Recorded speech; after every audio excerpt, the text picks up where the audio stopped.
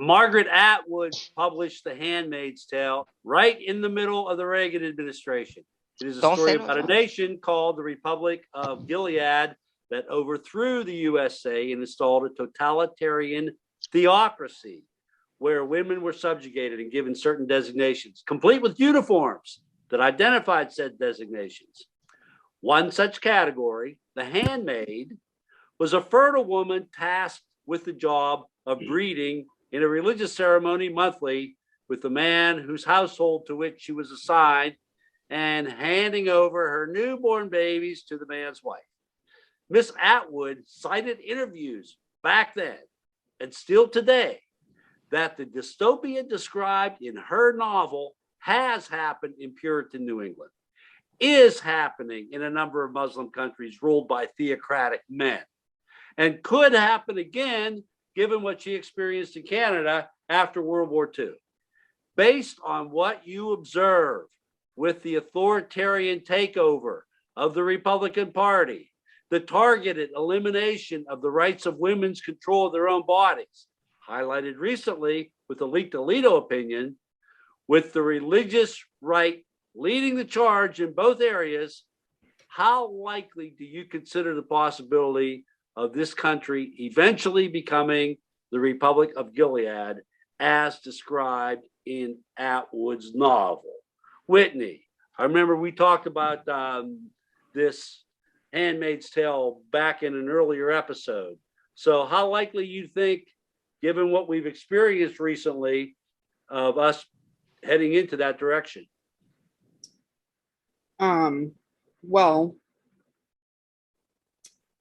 so this answer really has two, or this question really has two answers for me. The first is that, I mean, 4 or 5 years ago, I would have said, oh no, that's ridiculous. We could never. But here we are, heading in that direction because of,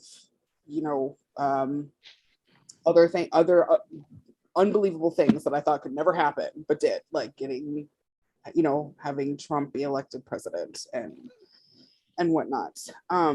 But the other answer is that these things have already happened in the US to Black women.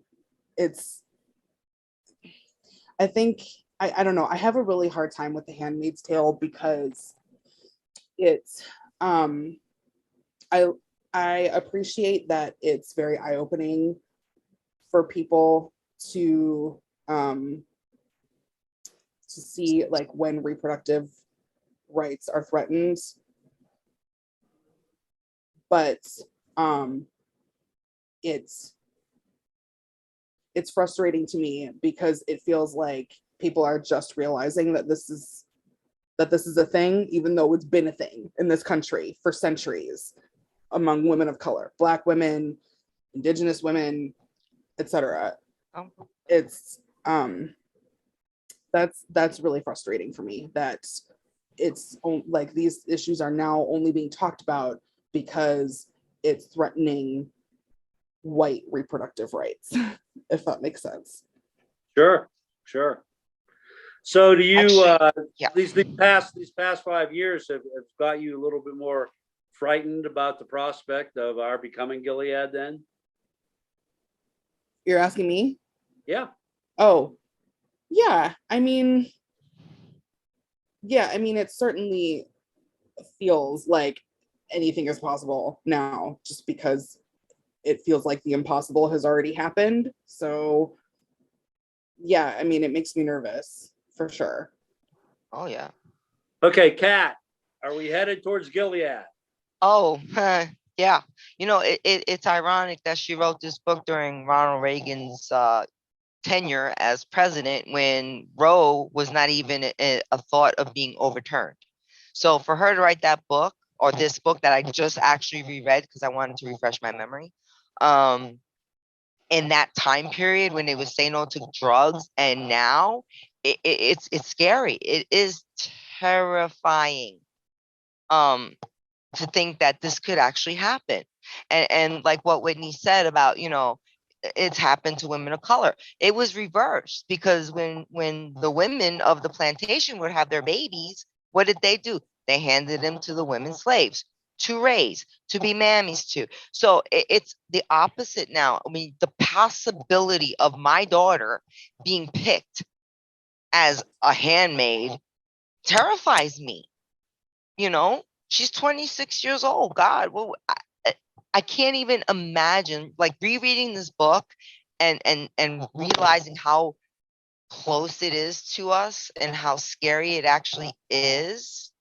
I'm not, yeah, I can see it happening within the next decade if we don't stop it quick. Okay, Elizabeth, do you think it's a possibility that we're heading in that direction? Oh, that's a fascinating question. I think I'm in the yes and no category. Um, I think it's gonna be messier than than The Handmaid's Tale makes it feel. I think it'll be a lot less unified. That there's likely to be immense variation state to state, and the question of who gets classed as human enough to be the in group or out group is going to really depend on location. There's actually a What do you book mean that in group out group? What do you mean in group out group? I'm not sure what you're. So in the Atwood fantasy, there's this in group of mostly military white men, and then their wives. Their wives get to be the women who are still fully human and therefore get to exploit others for their benefit. And so they get to have this special tier where, like, maybe they're not entirely free, but they're more free than somebody else, which is a privilege that keeps them pushing to maintain Gilead. And I think that changes. It depends whether you're urban or rural. It depends whether you're in the Southwest, where a lot of folks who are Latinx or Latine are considered basically white in ways that they are not if they live in the Northwest, in Oregon, for example. There's a better book that I really recommend that is Octavia Butler's Parable of the Sower. And I think it really talks about the complications of class and the way that people will enslave themselves for safety. In Butler's book, she's very clear that many people choose to move to company towns because the idea of being safe from external forces makes it worth it to be unsafe from a certain proportion of security forces, but at least you know who because they have uniforms. But she So that's also dystopian in the near future too, right? That will. right. But Butler really points to the idea that this is also as correctable as we are courageous and willing to build communities to fight it. That there is no magical point at which it just can't be saved. And I think in Gilead, it feels like that control is overwhelming and maybe forever. And in Parable of the Sower, I think I prefer that people read that because it focuses on the ways that you tear apart something like Gilead. I think Margaret Atwood got us a really cohesive picture of how bad it could get, but there's a fine gloss on how we get back out. And I think, okay, which segues me into the next question here. Does the Alito majority decision, the one that was leaked, taking us to a post-Roe America in regard to your analysis of whether or not America transforms into Gilead, speed up the transformation or possibly wake up the forces resisting it? Elizabeth, do you think it's going to be more like the Butler analysis or the Atwood as far as this waking up the forces? Huh.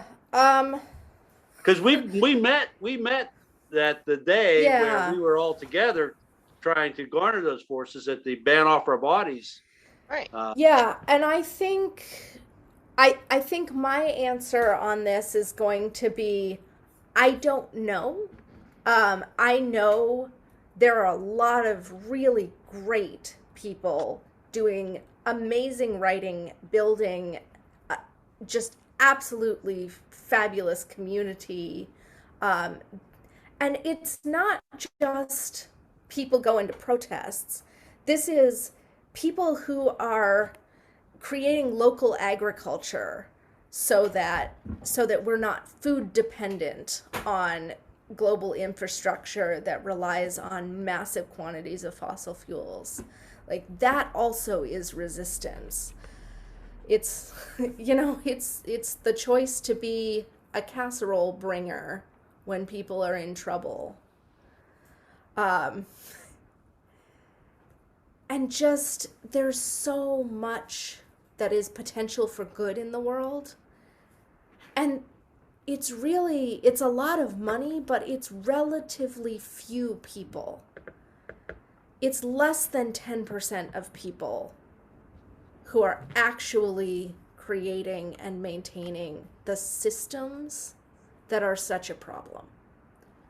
And I think 1%. that's the hard thing is there's a lot of advertising to convince you that you are alone in your resistance. And people are not. There are so many more of us. There are, but the problem that I observed is the connecting of Exactly. these Yeah. people. It's That hard. is the challenge that we face. Do you have any ideas, Elizabeth, on how to I mean, manifest that better? yeah, this is exactly why I moved from political activism into ministry, is because I think that we have to build communities of people who are bound together so much more deeply than one issue or one campaign.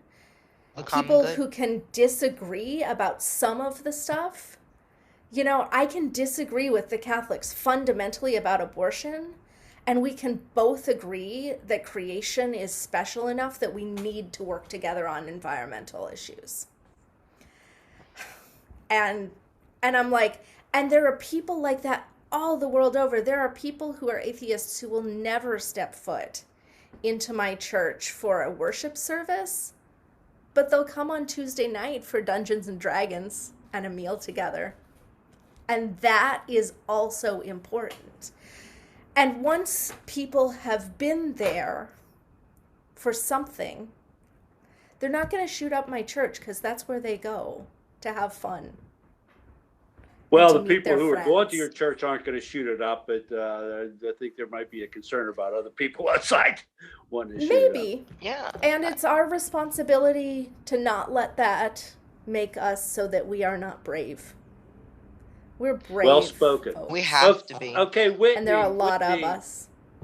Whitney, Elizabeth brought out a good point about the way to stop this descent to Gilead is through the development of communities like she's trying to put together with her church. Okay. What do you think about that notion? I think that there's something there. I mean, I mentioned earlier that I grew up Catholic. I'm no longer, I would consider myself an atheist now, but I am absolutely one of those people who would show up for D&D night at a Unitarian church or Please do. wherever. Yeah. We'd love to have you. You got a time zone issue there between you two, but that's okay. Go ahead, Whitney. Yeah, that's possible. But yeah, I mean, I think that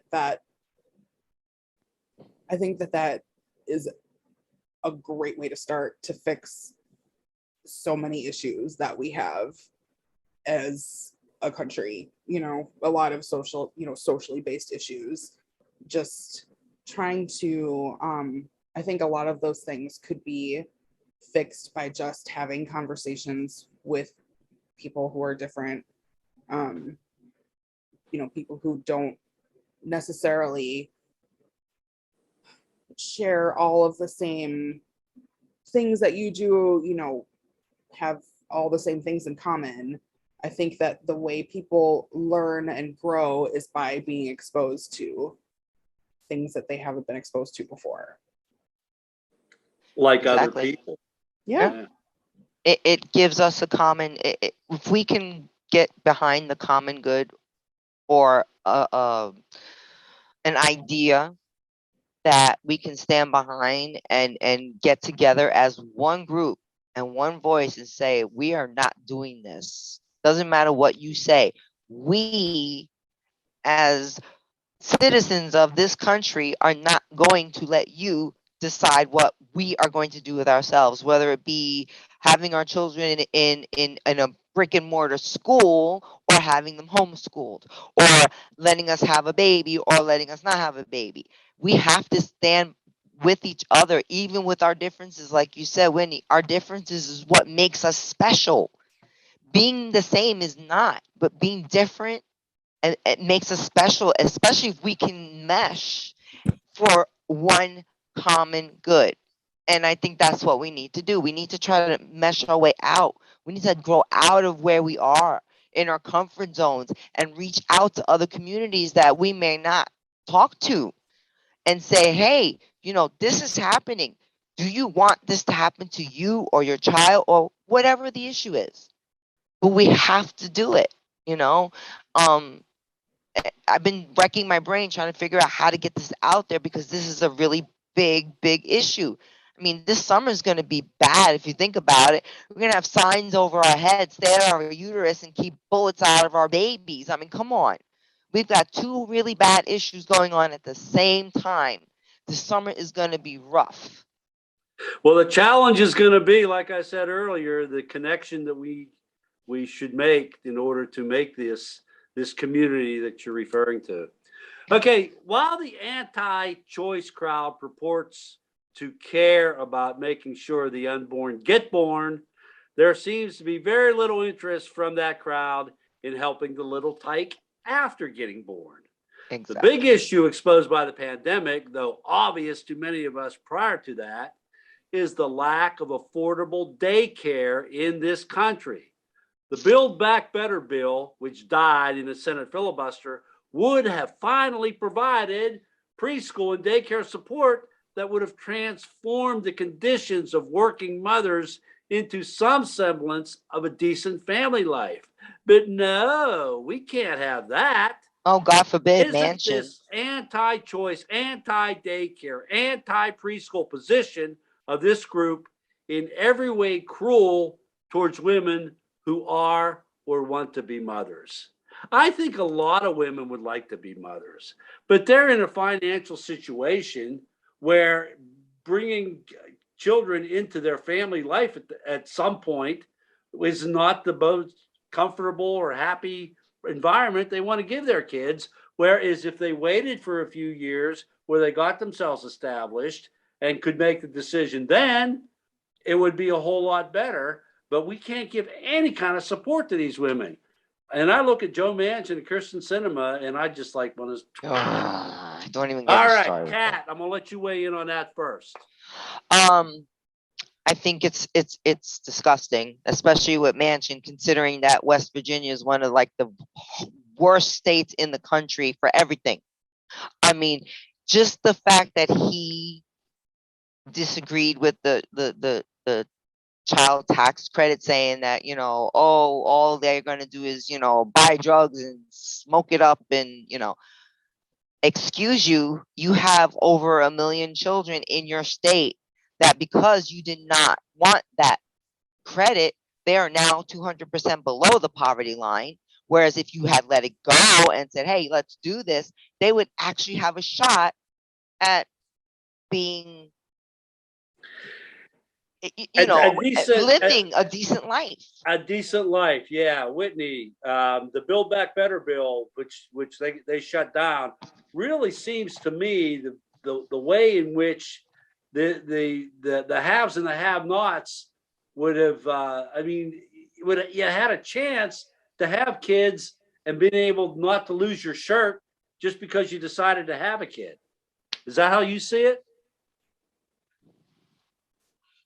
Um, mm, so I mentioned that I'm a preschool teacher. I do that part-time. I have another part-time job where I work for a nonprofit in my town that is in the early childhood field. And part of my job, part of the reason that this organization exists is to help parents um, connect the dots to the resources that they might need, including childcare and preschool and things like that. And so I see every day how much the lack of childcare impacts families just in my town, just in my little, like, I live in a suburb of Chicago. It's the perimeter of the town is 5 miles, that's it. But there's 52,000 plus people living in this small town, and it's an enormous problem just here. So I can't even like fathom the scope of what an issue it is across the whole country, or even the whole state, let alone the whole country. And it's absolutely shameful is what it is, because It is. you're not only are you going to force people into like forced childbirth, and I mean, to be clear, this is not just an issue that affects women, it's anybody who has a uterus. So not only are we pushing forced birth, but now we're making it impossible for people to go back to work after having a child, and then demonizing them for using government aid to get by. And it just, oh, it makes me so mad. Well, Just you like, know what? I feel my blood pressure rising. It's Talking hard. about We're it. looking down Right. on them just because they're poor.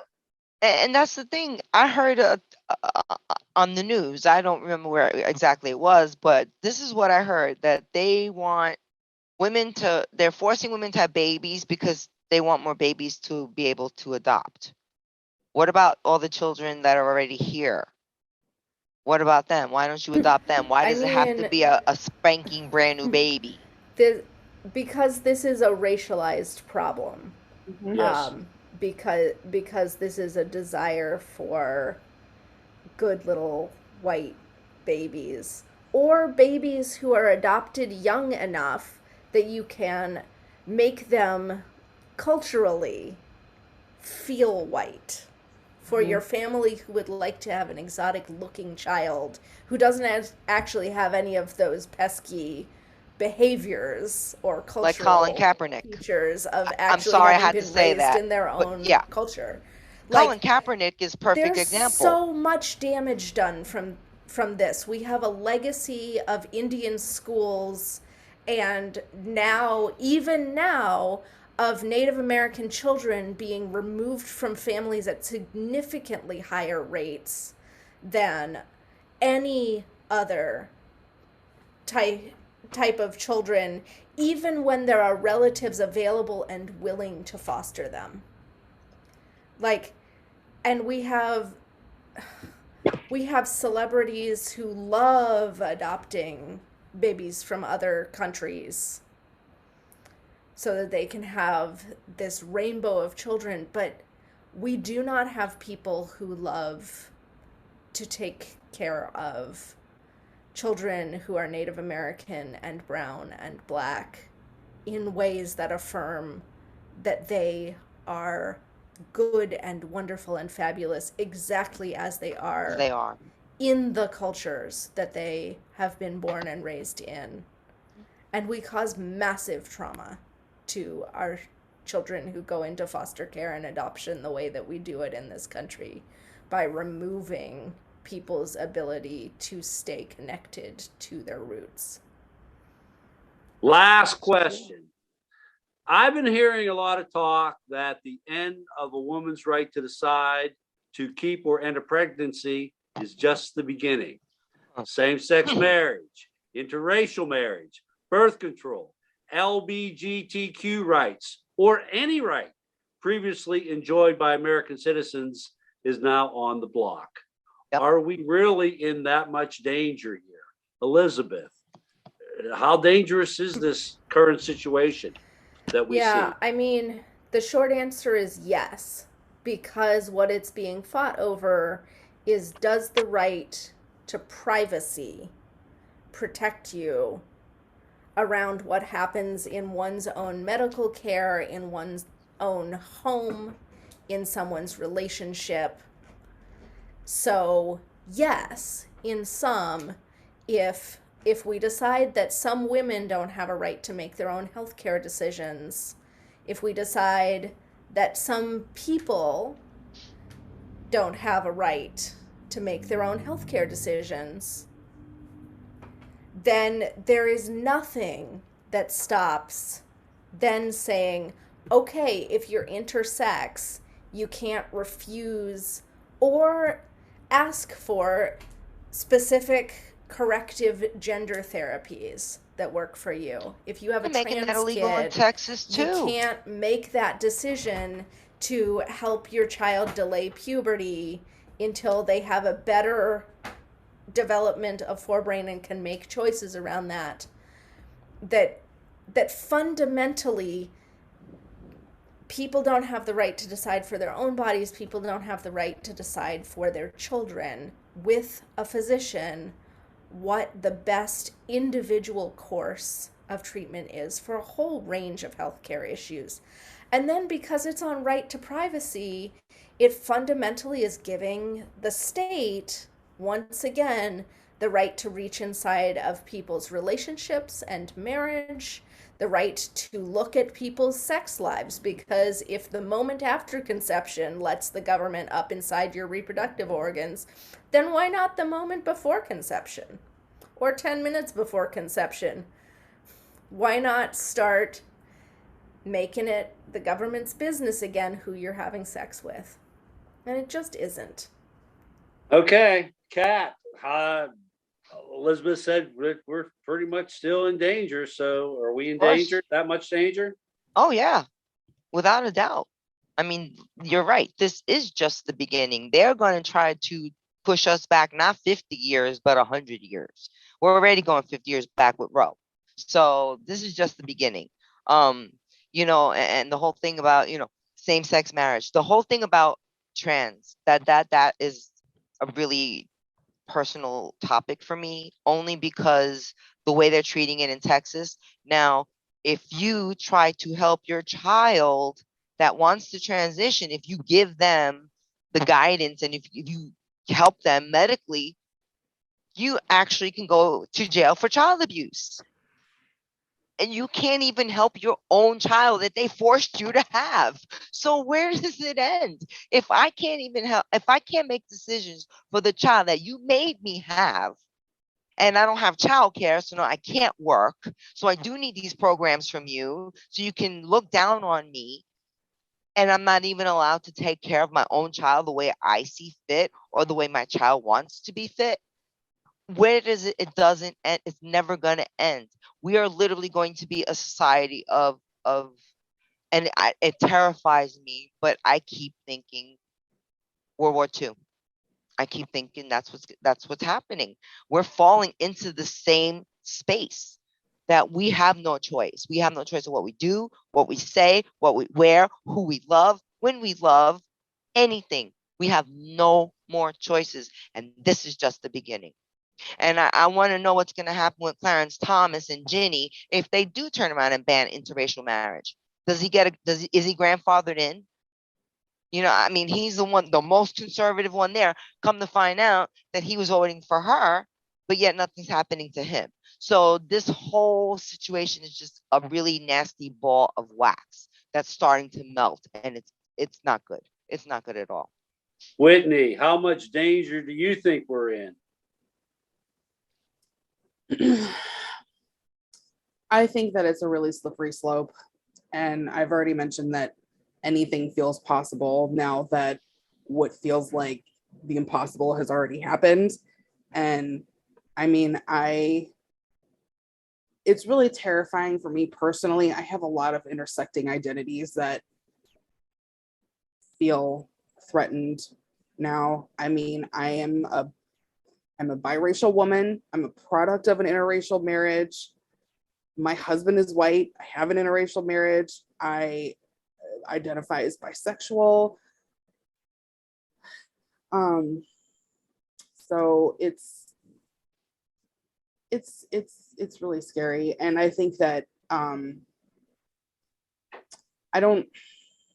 think the biggest thing is that we just can't get complacent, because complacency is what got us here to begin with, you know? Exactly.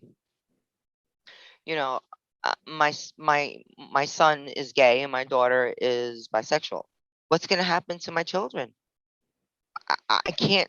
It terrifies me to think that they could turn around and what they did to, what they did to that boy when they tied him up on that fence and left him to die, Matthew.